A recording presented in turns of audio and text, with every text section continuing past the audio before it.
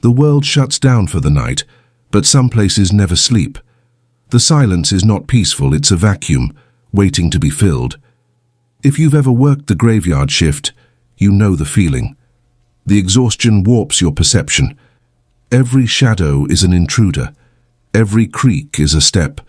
You are utterly, completely alone, or so you hope.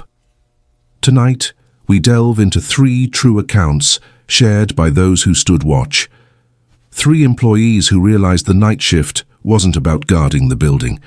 It was about being hunted by the building. Gas stations.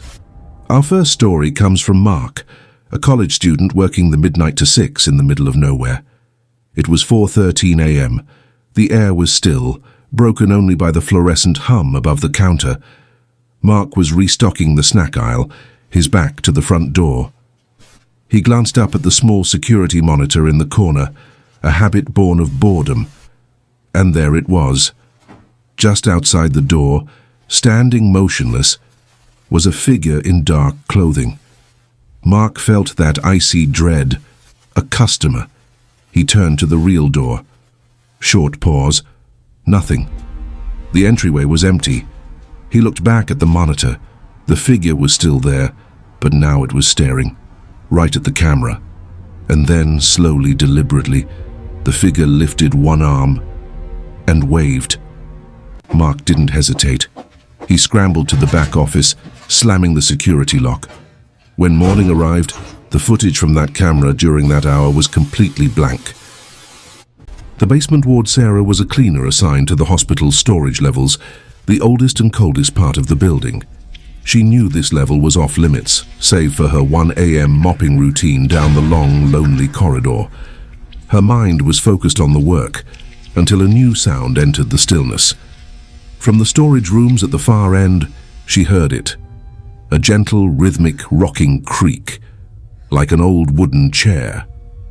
She knew there were no patients, no staff, and certainly no rocking chairs down here. She pulled out her phone to record the sound for proof. As soon as the recording started, the rocking stopped. The silence was deafening. Tempo slightly faster. A moment later, the sound returned. But it wasn't distant anymore. It was loud, right near the next doorway. She glanced up and saw a tall black shape, a fleeting shadow, at the end of the hall. She ran.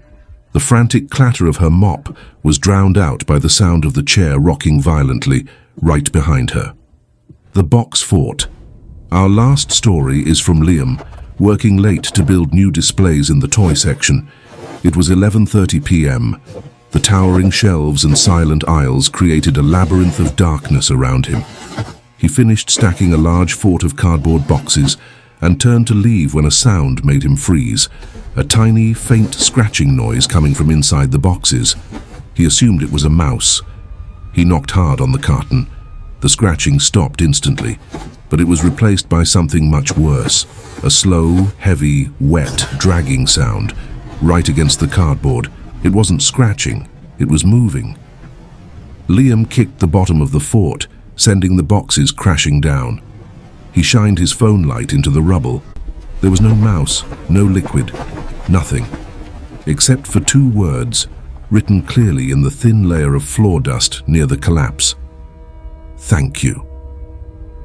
The world is rarely as empty as it seems between midnight and dawn. Next time you pull a late shift, look closely at the shadows, check your security monitor twice, and listen carefully to the silence, because you might not be alone. Slight chuckle, then serious.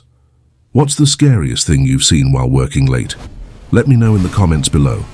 Like this video and subscribe for more encounters with the unseen. Good luck and stay safe.